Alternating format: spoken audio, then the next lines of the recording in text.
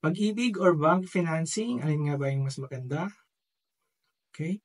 So, sa pagbili ng property, either yan ay house or condominium, so may option tayo. Siyempre, unang-una, cash. And pag hindi natin kaya ng cash, kailangan natin mangutang. Yan tinatawag natin na financing at pwede tayong pumili kung yan ay pwede sa pag-ibig, bank or in-house financing.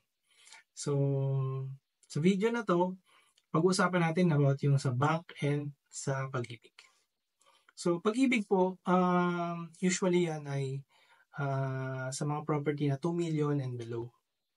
Yan. So, assuming this particular property ay pwede siya ng pag-ibig or bank. Yun. So, alin nga ba yung mas maganda sa dalawa? So, meron tayong mga consideration. So, number 1 ay yung long term. Sa pag-ibig po ay 30 years ang ating maximum loan. Sa bangko naman po ay usually 15 years.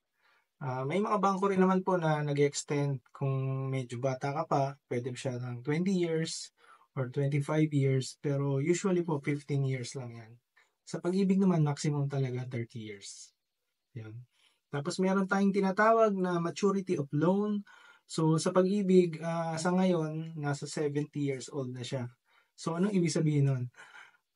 Kung 40 years old ka ngayon at maglo-loan ka sa pag-ibig, pwede pa yan maximum ng 30 years. Kasi 40 plus 30, 70 years old ka nun pag matatapos mo yung loan mo.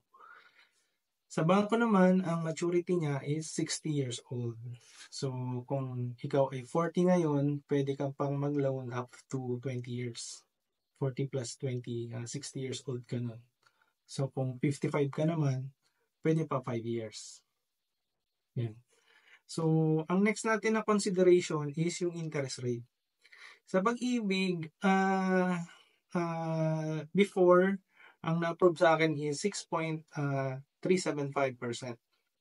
Yan, siya ay, ang kinuha ko yung maximum 30 years. Sa bangko naman, recently, meron kaming client na approve siya, 6.75%. Ayun, so actually, dahil sa competition ngayon, may mga bangko na nagbibigay as low as 5%, 5.5 or 6. So actually, yung pagdating sa interest rate, hindi na masyado nating magmamatter kung alin yung mas maganda kasi halos parehas na lang sila dahil sa competition. Pababaan na sila ng interest rate. Yan. Number 3 na consideration natin is yung processing time o yung length of approval. So, sa pag-ibig, yan ay inaabot ng 3 to 6 months. So, kaya yung mga iba natin, mga client, mga buyers natin is ayaw nila ng pag-ibig kasi matagal po talaga ang approval. Yan. So, kung ikaw yung tipo ng client na nagmamadaling lumipat, so, ayun, medyo matatagalan ka kung pag-ibig yung pipiliin mo. Pag sa bangko naman, usually yan, 1 to 2 months lang yung approval. Pero may client din kami, recently, as early as 5 days na approve na sa bangko. So kung ikaw yung tipo ng client na nagmamadaling lumipat, tapos yung developer may option siya kung bank or pag-ibig, yan, mas okay yung bangko yung piliin. Yan. And number 4 na consideration natin is yung eligibility. Okay. So sa pag-ibig, syempre dapat pag-ibig member ka. So paano ba maging member ng pag-ibig? Dapat po ay meron kang 24 months na contribution. Yan.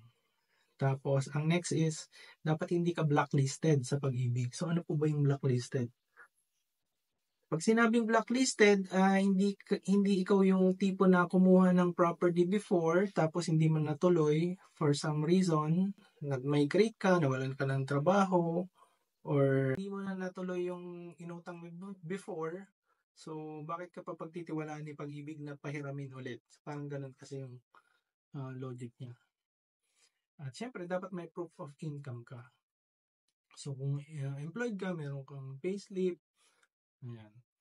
Sa bank naman, ang eligibility niya, ito yung number 1 na consideration dyan is yung meron kasi tayong tinatawag na CMAP.